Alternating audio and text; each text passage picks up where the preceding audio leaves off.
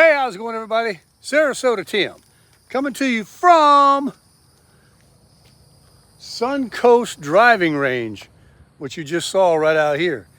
Now, this is a golf driving range.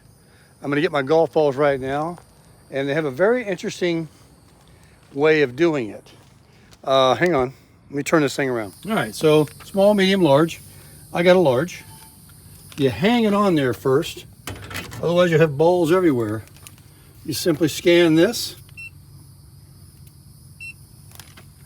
and it's going to be dispensing the balls, just like that. It cost me $16.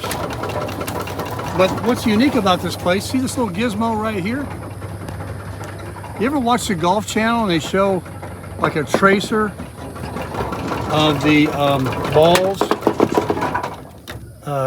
going through the air? Well, that's what that does. There's even a thing that tees the ball up for you.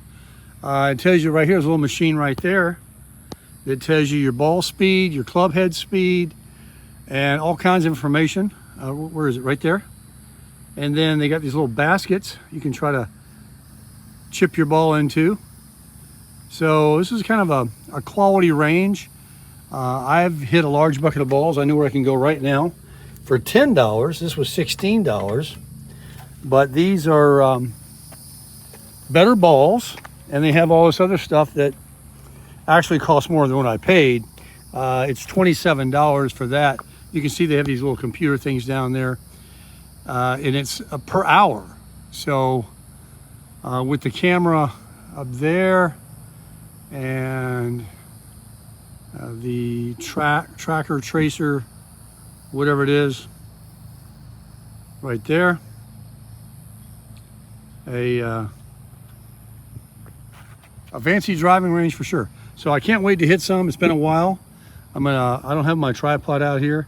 I'm just gonna go ahead and hit, and then we'll video it doing some other time of hitting the balls. But I know you're disappointed. But I can't wait. Let me just hit these balls now. All right, everybody. Wow. No, I didn't video me hitting balls. But I lost 5 pounds. Wow. Nice driving range. Well worth $16. I had a good time. And there was a guy out there. He's 55, built like a brick. You know what? Guy is definitely in shape. So he saw me hit one good one. And he complimented me. I told you about the compliments. He said, well, that was a nice shot. I got a hold of my driver and I put one out there. And I said, oh yeah, thank you.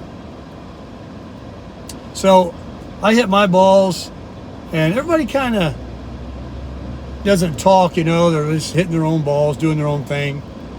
Half the time we're duffing it, hitting the mat and not the ball. So anyway, I need some water bad. This is hot. Well, it might be all right. It's hot water. Anyway, the point of my story is Mirage. It's not exactly his name, but he said that's good enough. That's the way. Been here 23 years and half his life. He is a tennis pro, tennis instructor. And somebody noticed the other day, I got a tennis racket. It's a head tennis racket. So when we get through hitting the balls, he was saying, oh, you ever watch that DeChambeau on YouTube? He goes to the thrift store and buys some raggedy clubs and gets out there and crushes it. I said, yeah, I watch him all the time. He plays with John Daly. He plays with everybody. And he's a great, golfer. And I said, I'm a YouTuber myself. He says, yeah, are you Sarasota Tim? I said, yeah. He goes, yeah, I thought I recognized you. He said, I watch your videos.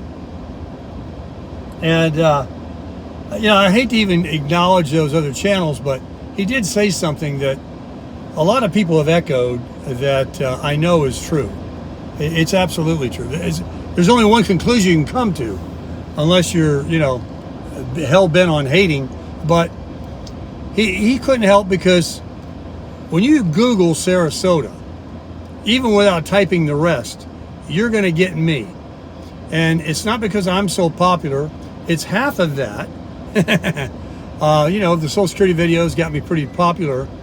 But because of those other channels we don't like to talk about, they put out so much hatefulness that, they're in the mix too. So people will watch them, and this is what Mirage said. And he says, I don't know. He said, I think I watched one of your videos, like, why are there so many hate channels against Sarasota Tim? And then he watched me, and he said, I don't get it. The guy seems like a nice guy. I'm not tooting my own horn or anything. I'm just saying, I am a nice guy. I'm not anything even close to some of the things I've heard these people make up. And so we briefly talked about it. I said, yeah, I think they actually make me more popular, because there's so many of them now, and people get on there and they're like, what is this guy about? Let me go check him out. And they come over and they watch my channel, and if they're not just don't like the way I comb my hair that day, or I'm not their cup of tea or whatever, pretty much everybody thinks, well, what is it that they're hating about? The guy seems all right. And this is what I hope. This is what I hope and pray, that anybody that's curious about Sarasota Tim, that when they come over to my channel, they discover the same thing. And I'm sure that's exactly what happens. Let me know in the comments if that's how you discovered me, or you felt otherwise. But anyway, this guy, you can tell a nice person, when you meet him. He was so, let me finish. So he tells me he's a tennis pro, but he likes to dabble with golf because it helps him. It makes his tennis even easier. Somehow or another, he related the two. And like, he golfs. I don't know how he golfs, to be honest with you. I saw him hit a few balls, and he was talking to himself a little bit over there, because the game can be frustrating. He golfs maybe like I play tennis, and I'm not bad. Believe me, I can volley. But I found this racket. I found it in the street. I was just driving down the road, and it was laying in the middle of the road. So I stopped and picked it up. And I will play tennis. I used to volley around on the court, chase the balls and make sure we had plenty of them, because, couldn't keep it volleying very long. Either I stunk or the person I was playing with stunk. But it's great exercise. So I went and got this out of the truck, and I came back, and Mirage was over there. I keep saying that. I don't think that's how you actually say his name, but I said that when I walked back. He goes, yeah, that's it. Okay. So, super nice guy. I bring the racket over to him. I said, I wanted to know, is this a nice racket? And I'll tell you what I was going to do. I really was. Believe me or not. Because I don't know where any tennis courts are. I got nobody to play with. It's not like golf. You show up and you can just play with somebody. They'll put you with somebody or whatever. So I was going to go over there and say, is this racket any good? And if he said it was, decent, pretty good, I'd say, do you have a student or somebody you'd like to give it to, or whatever? I mean, he's in the business, and I'd like to just pay it forward, right? And he looked at it, he goes, yeah, no. He said, he knew everything. First of all, he said, this is too big. These are too far apart. The name is a good name, but it's not a good, and the grip is no good for Florida. It'll start to get slippery and sweaty as the sweat runs down your arm. And it's a Walmart entry-level, tourist racket. Get out there and volley around a little bit. That's about it. But it looks nice. Heck, I wouldn't know. It's like golf clubs. You hold two golf clubs up, One costs $300, and one you can buy for $5 at the thrift store. So, but he had the PK, he had the product knowledge. And so I said, okay. He goes, I can teach you. And we might get together. I might let him teach me a little bit of tennis. I don't have anybody to play with, but maybe I'll, meet people in that circle, and that might be something new for me. I'm open.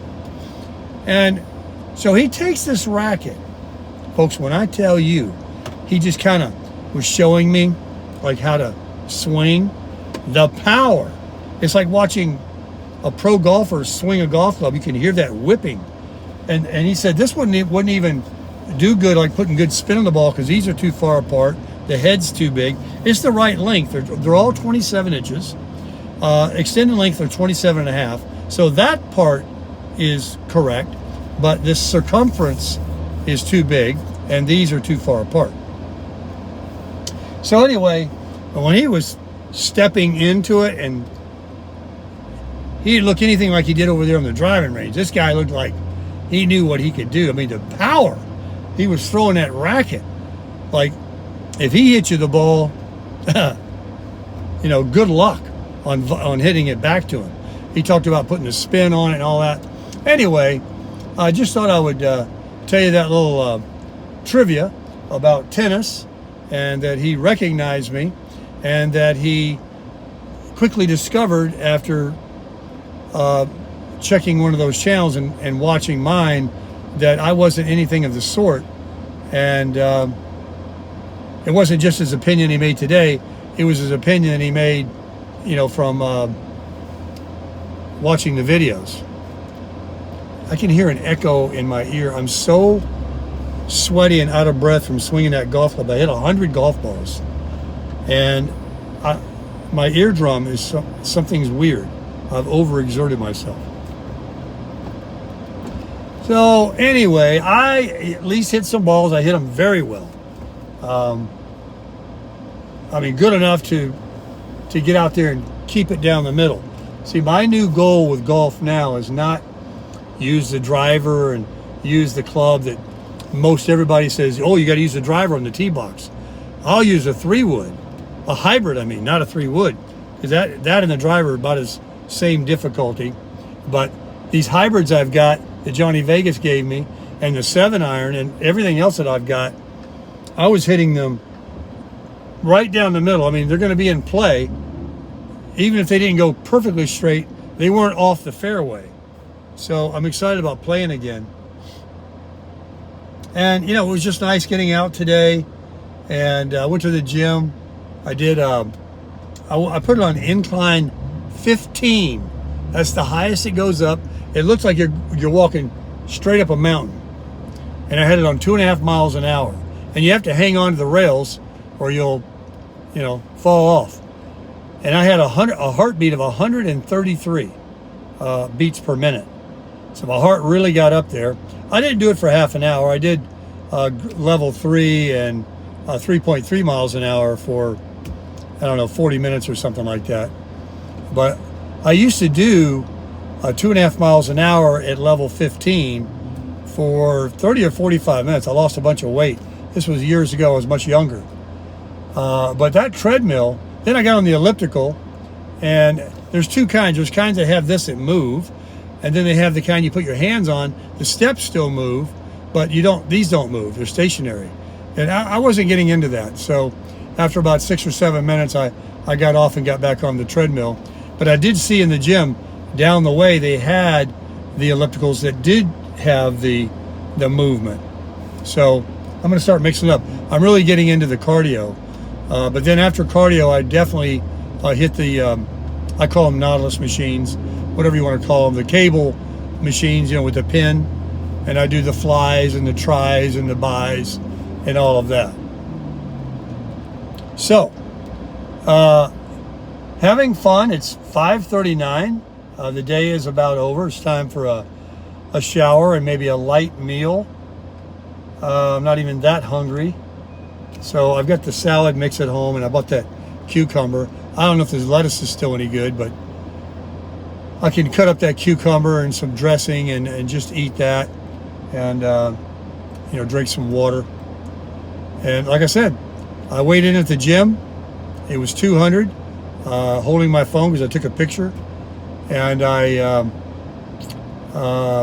had my shoes and everything on. I always like to think, there's another pound off that when you're nude. So, but 200 pounds. And so that's good. The most I ever weighed in my life was 225 pounds. And I've weighed 205, it seems like forever. I'm kind of stuck there. Like my subscriber count was forever.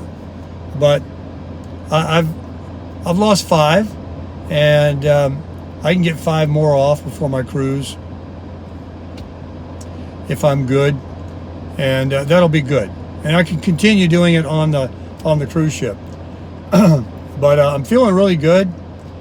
Tomorrow I'm going to order all my health stuff from the Medicare Advantage, Disadvantage, HMO plan that I'm getting out of. I have $180 to spend to buy. I'm going to buy a bunch of vitamins and some Advil and Band-Aids and Vaseline and whatever else, a shoehorn, whatever else I can think of on there. I'm going to go through the list and bring in September, man. It's getting close. Another month. Got a lady out here with a cardboard sign. They're everywhere, every corner, and they're just completely healthy-looking people to me. But maybe they can't get a job because they are felons. And if you're a felon or you're homeless, it's really difficult to get a job. You don't have the car and you don't have an address. And if you're a felon, they do a background check, or you're just a drug addict. But I don't think that a lot of the people I see with these cardboard signs are incapable of finding some way of working to make a few dollars versus standing there in a corner with a cardboard sign. But that's Florida. They're everywhere here. I mean, every light. They got that's where they work. They got their own their own light. And some of them work in teams. I see a guy and his girlfriend or wife or whatever she is. He's over there. She's over there. They got their bikes behind the bush. They're going to collaborate, go grab their beer or their wine or booze or whatever, or their drugs. I know a lot of them do that. I hate to be critical, but you can look at them and tell. So how do we get to talking about that? I don't know. Let's move on. So, yeah, you got to get a shower. You got to get a little snack and put on some Grit TV and crush it.